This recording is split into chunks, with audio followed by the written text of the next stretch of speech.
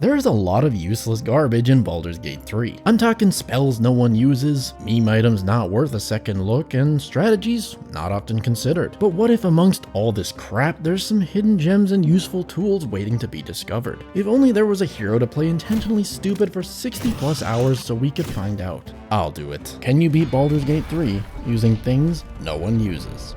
Meet the Derp Urge. I'm not a racist, but Dragonborn are clearly inferior. At level 1 on the Nautiloid, there aren't many things no one uses. But I'd always wondered about these caustic bulbs on the roof. They exist and any normal man would just walk on by. Unfortunately today for these imps, I'm not normal. Using Expeditious Retreat, they're led directly into a trap. The fury of hell dropped upon their cute impish heads. If you at home knew this does 0 damage, I don't believe you. At least we still got the backup, the Volatile Nursery. Place your bets on what happens when you blow it up. If you guess the nursery steals the kill and you get no XP, ding ding ding, you're a winner. With a bit of cheese, we reach the transponder without any trouble and arrive on the beach to begin our journey. It's here my party is gathered. Mr. Krabs fired Squidward, and we approach the grove for the never-changing Goblin Gate event. To change things up, I used a 6 strength house cat, which is only 2 less than Gale by the way, to move explosives during the cutscene. Meowing grouped them up, but the damage really wasn't there. I can at least promise you house cats will be back for a crucial moment later on. Until then, these goblins are mopped up, and inside the grove we gather the first garbage no one uses.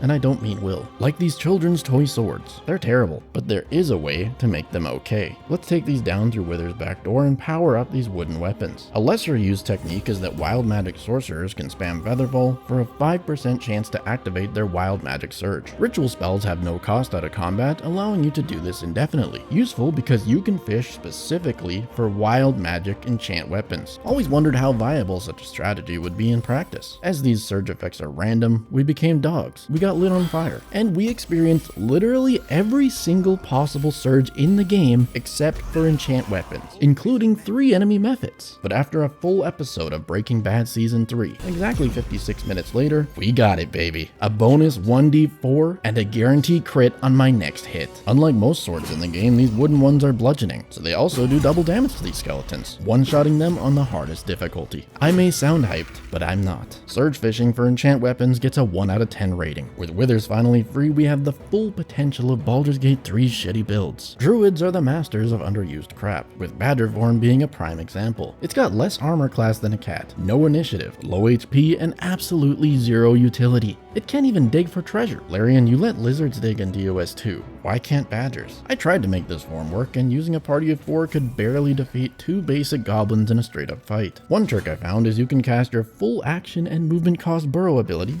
right as you end your turn, and sometimes knock your enemy prone during their turn, which skips it. Using this newfound burrow cheese, 4 badgers can overpower a lone ogre. Let's give these druids a break. I cast Knock on the Necromancy of Thay to summon a shadow creature, and slaying it helped me reach level 4. Unlocking an action I nearly considered dedicating an entire video to. Pocket Sand. It's gotta be a meme ability, right? I don't even know if you could kill a single boss using this crap. So, let's find out. Owlbear versus Pocket Sand. A surprise sand toss directly to the eyes of the mama bear starts the encounter and continues it. I said this was a meme ability, but I gotta admit, I'm wrong. Sand is insane. Blind gives them disadvantage. Dirty Trick gives you advantage, and the only cost is a bonus action? This is the man True Strike wishes it was. The Owlbear encounter with 2 bears is unlosable, because when you spend your action to help somebody stand back up, you always have your bonus actions left over to keep pumping damage. Why is no one hyping Pocket Sand? Alright, because it's a rogue action. Against any encounter with a small number of enemies, it's pretty much an auto-win cheat code. Pocket Sand gets an unexpected S rank, at least for Act 1. Not in our usual order today, let's head straight to Grimforge before dealing with the goblin leaders. Wouldn't want to leave True Soul near here trapped for long. Using a flower, I perma-stunned the animated armor to get on by, jumped over the lava, and constructed a classic box tower. By misty stepping to the back door, you can get to True Soul near, and showcase even Badger form is capable of killing an honor mode boss in a perfect world. As for the local dwarves, they've been invited to participate in a new game show sweeping the nation.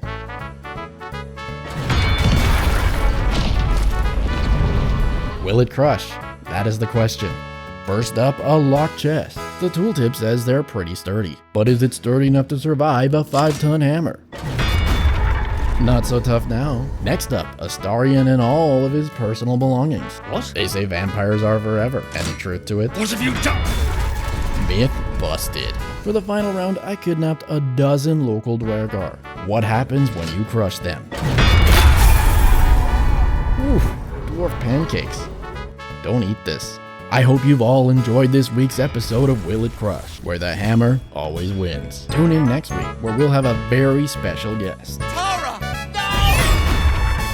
no! Yeah, back to reality. Let's quickly delete Grim. Everyone likes to crap on the punch-drunk monk. Sure, it may not be as good as an open-hand monk, but it's still overpowered. What other class can make a robot drunk? Or kill it within 2 turns unarmed and in their undies? BG3's monks are OP regardless of the subclass, and the reason a fully naked challenge run ain't all that appetizing. Alright, goblin time. Admittedly, these abilities, people use them, but maybe not so much in this way. Here's what you do. Go into turn-based mode. Throw down a spike growth. Use your sorcerer meta magic to extend the duration of clouded daggers to 20 turns. Now, have a shadow sorcerer sitting nearby in the darkness, and send the people who cast spike growth and clouded daggers back to camp. Your sneaky sorcerer can now spam minor illusion into the magical blender, and all your enemies keep walking in to die without even entering combat. It's kind of a fun and different way to deal with random trash like this. But you know what's not fun? Mass arachnids. In my head, a multi-class druid ranger with mass spider allies would synergize well. Your whole team is immune to webs, and you can cover the room quicker than a weeb at an anime convention. In reality, the spider model is so large and clunky you just body block each other from hitting anything. Also, nobody even wants to look at spiders, they're gross. 2 out of 5 stars. For our goblin leaders, I decided to go with a new twist on an old classic. We all know explosives are deadly, but do NPCs know that? What happens when you reverse pickpocket bombs and fireball scrolls into the inventories of your enemies and then fill the room with deadly explosives? Will they start to team kill? Rounding them all up into my lethal timeout took some time, and a missed punch on Minthara kicks off the experiment. Whatever Einstein-like calculations Larian has these goblins doing in this scenario lagged my game like nothing else. Enemy turns are all taking over 90 seconds. I got excited when this dude went to throw his bomb, until he aimed it in the pixel-perfect spot to not trigger anything else. This experiment is a failure. Goblins are just too smart to hit their own allies. We continue to observe, and while waiting for Minthara, thinking the game froze, she decided to swing with a fire attack.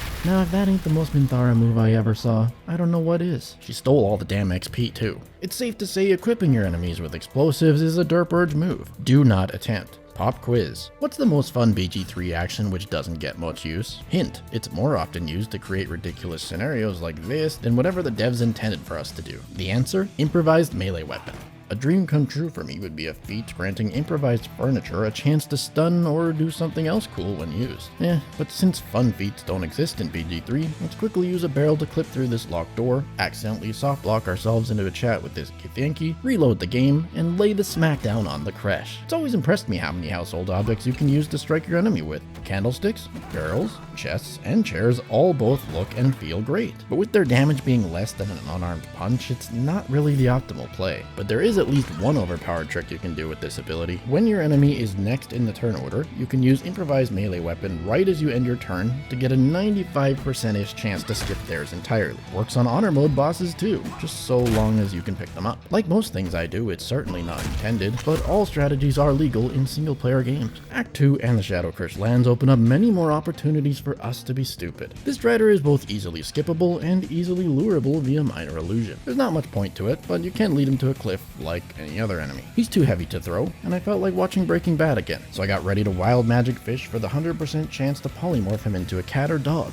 However, this time Jesse didn't even get to drop a yeah bitch before Karnas became a cat. That's a brand new English sentence. It only took 2 minutes. Cats weighing almost nothing can be tossed with ease. The moon lantern so magical it instantly appears after death. With the pixie blessing on our side, the Shadow Curse is no longer an obstacle. We took a trip up to Thizabald's tavern to steal the rat bat. Centaurs don't take too kindly to theft, so after fleeing the battle, it seems this individual doesn't think very highly of me. Seems this individual doesn't think very highly of you. When the narrator says this, you're able to open up the trade screen with NPCs who normally can't be traded with. To resolve his anger, you can give him an excess amount of gold to buy back the happiness, turning Thizabald from a yellow neutral NPC into your green ally. As an ally, you can now cast spells on them which are normally blocked. For example, Gaseous Form, turning him into a little gas ball instead of that abomination. Gas balls lose the ability to attack and are no longer considered to be undead. Say goodbye to your Shadow Curse immunity, buddy. While in combat, he will just sit here and die. Now, back to that rat bat I stole. It's a pretty unique looking weapon. Terrible stats, though it does give advantage against beasts. Too bad there's almost no beasts in the game. Undead zombie beasts do not keep their beast tag, so all that's left in Act 2 is one raven, many rats, couple of house cats, and Nessa. I I've never personally found a reason to use this weapon and learned in this playthrough that the tooltip on the bat is wrong. It has a hidden 1d6 piercing damage not listed anywhere. If anyone out there knows of another weapon like this which is just flat out missing a good chunk of its damage from the tooltip, please let me know in the comments. I'm glad this video idea can still teach me new things. Hopefully you too. Now let's go intentionally die to Yurger for the next idea. Yurger is a pretty cool dude because he has the magical ability to generate bombs out of thin air. These bombs are unique in the sense that they have a timer attached to auto-detonate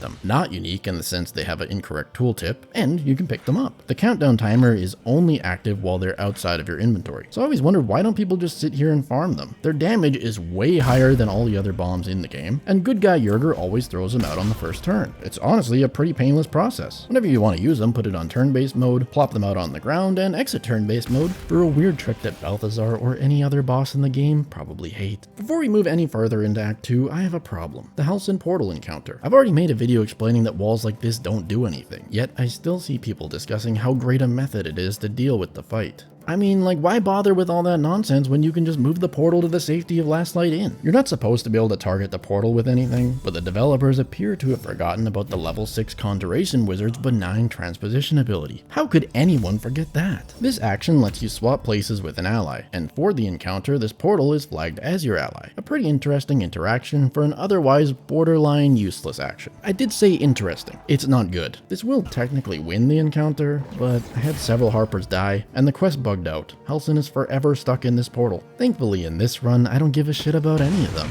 My job here is done. For our Moonrise clear today, I employed the Patch 8 Shadow Hounds. Shadow Sorcerers get these bad boys at level 6. And surprise, surprise, they never scale further. The dogs are solid for the appropriate level, and a cool mini Easter egg about these hounds is if you bring them next to the Hexblade Spectre after battle, both summons gain Shadow Infusion until long rest. This buff grants your dogs the right behind you reaction the Spectres use, and the Spectres will get the Hound Splinter reaction, though they're quite challenging to get any usage out of either buff, so it's clearly meant to be more of an Easter egg. Okay, let's get this genuinely good Hexblade class off the screen before somebody out there accuses me of clickbait. Instead of continuing, I'll return to the Underdark to shop with Omelium. This should have been a Mind Flayer companion, the only vendor in the game who stocks caustic bulbs. Throwing a bulb creates a caustic surface, dealing 1d4 acid damage to the idiot stood within. And despite the tooltip saying it lasts until long rest, this is a Larian game, so tooltips are only suggestions. They actually last forever. Naturally, always wondered if you could paint Kethric's future arena with these and just AFK the fight later on. Never have I had the chance to be so creative with my work. You ever start a painting project but run out of paint and have to awkwardly keep going back to the store regretting your life choices? Yeah, that's me. 60 of these was nowhere near enough. Kethric better appreciate the paint job. We'll check back here soon. Gotta go spear the Night Song real quick, objectively the derp thing to do, then return to Moonrise for our epic conclusion. Sent my mage hand on up there, but the second you get anywhere near to Kethric on this roof, it'll start a conversation and he stops taking damage. So instead, this is probably the best view I could do. It appears I may have went a bit overboard, as the dude is so prepared for his RP he won't even attempt to move out of the surface. In hindsight, I bet just one properly placed bulb may have worked. Oh my god, that took so long too. Why didn't I test it in advance? Managed to find another angle where I could actually see his HP, and 20 minutes later, he hit 0. Bro looks a little worse than usual in the cutscene, and in combat, he's invincible. That's a soft lock, and a perfect example of why I don't normally play on honor mode. To execute this without a soft lock, you have to start the encounter right before he hits 88 health, and then he should give up on his first or second turn. While that strategy wasn't as satisfying as I'd hoped, this certainly is.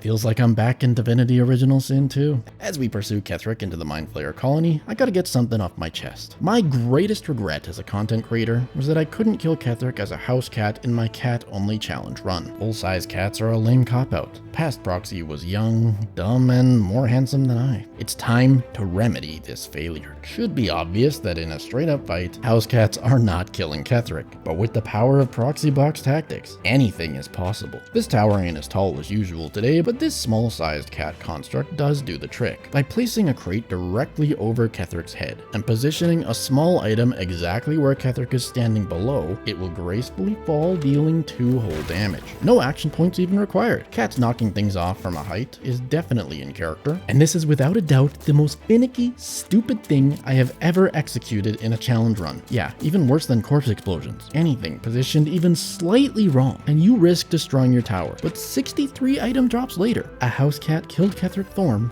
using rope.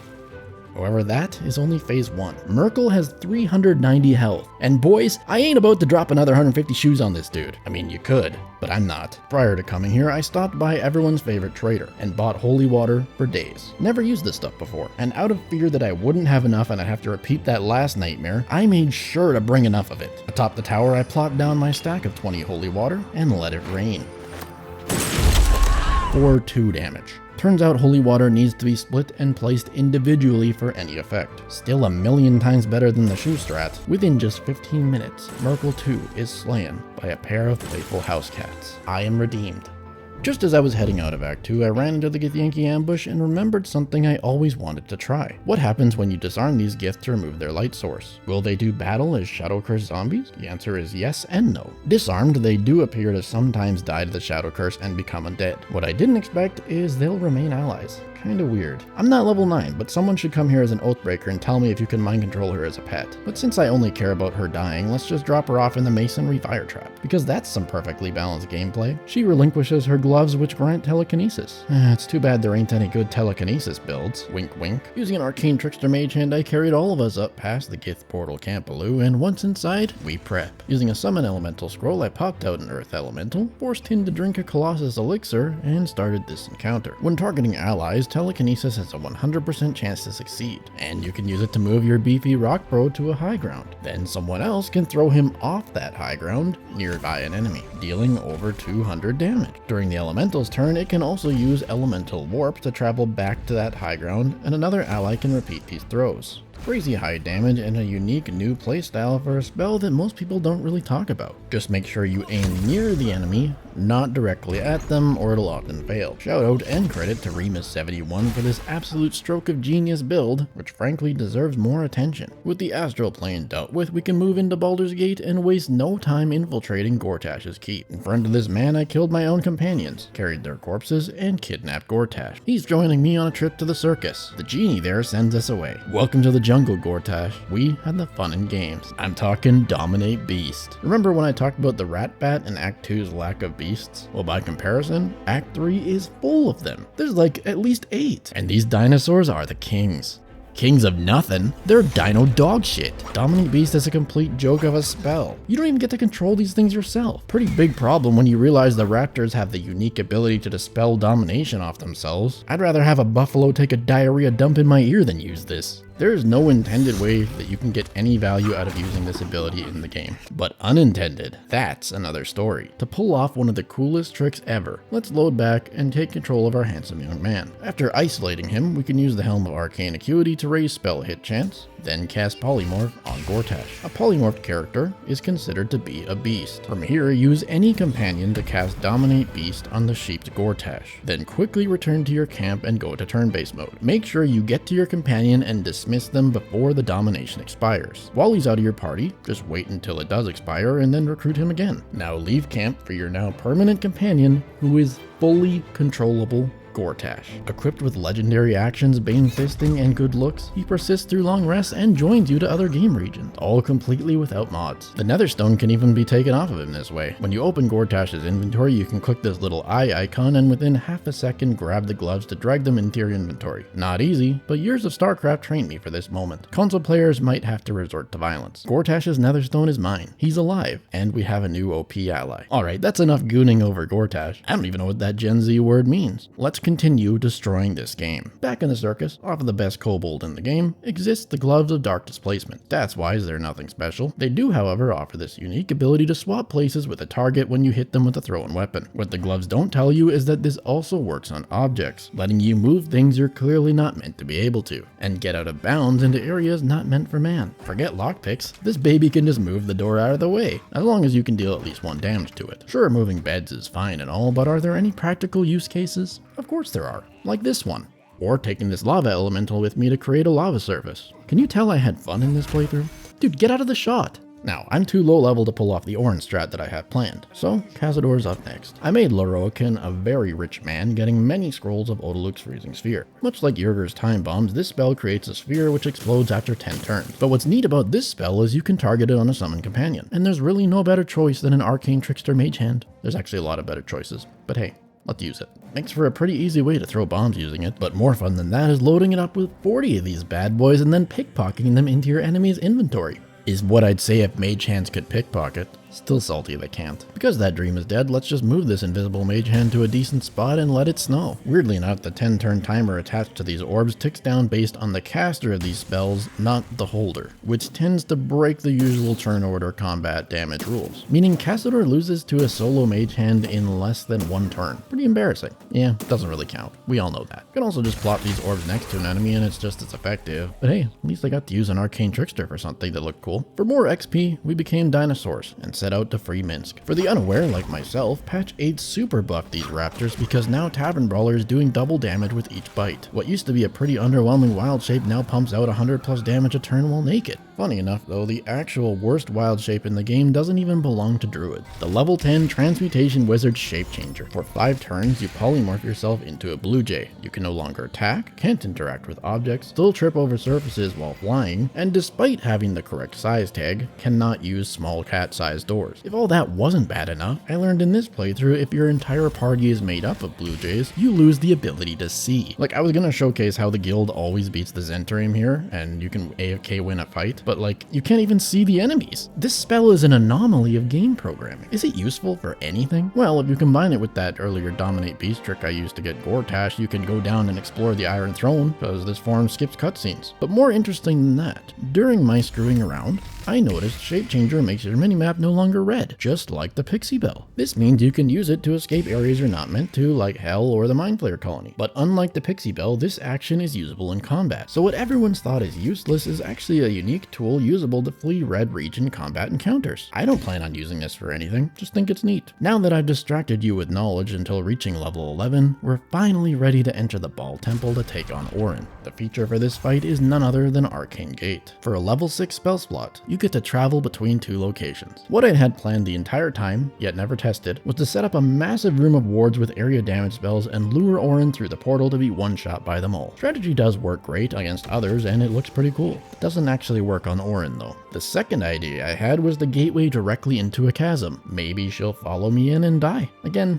it didn't work. You can use this to clip under the map and explore the area though, so interesting but not at all practical. Idea number 3 though, I think it may be some of my best work. All you need is Victoria's corpse from Cazador's mansion, then start thinking with portals. By using this arcane gate, you can move the corpse's necrotic damage aura in and out of proximity of your opponent without action or movement cost, unlocking what I think may be the easiest to set up infinite damage combo in Baldur's Gate 3. But what could we call such a tactic? In and out of proximity using a gate. What about the Proxy Gate tactic? Yeah, I like that name. You can pull this off using a single arcane gate, however 4 looks better on camera. The hidden jewel amongst the shit has been discovered. Orin's deleted. The Netherstone is ours, and with it we can fast forward through the boat brain and the upper city. Sorry, this video wasn't so much about the RP, but our next one will be. Stay tuned for that. At this point the Nether brain is all I care about, and after 2 years of torturing this brain I was worried I'd run out of new ways to end its existence. Not yet though. Remember those gloves of dark displacement? Turns out those also work on the brain. You can swap positions with it, and considering the brain deletes its own platforms, it's a rather comical conclusion. This big stupid brain just forgets it knows how to fly and falls to its death. Make sure you do not use this if you care about your endings at all though, because it skips every endgame cutscene, teleporting you directly to Wither's party. Still gets you the honor mode achievement though, and it answers the question once and for all. You can beat Baldur's Gate 3 using a ton of random bullshit. Wait, that wasn't the title of the video? Well, whatever the video title was, hopefully it was worth your time. If you enjoyed this, consider leaving a like. If the video gets at least 17 of them, I'll continue uploading. And while you're here, why not check out another challenge run on my channel? As always, thank you to all of my channel members, and until next time, Proxy out.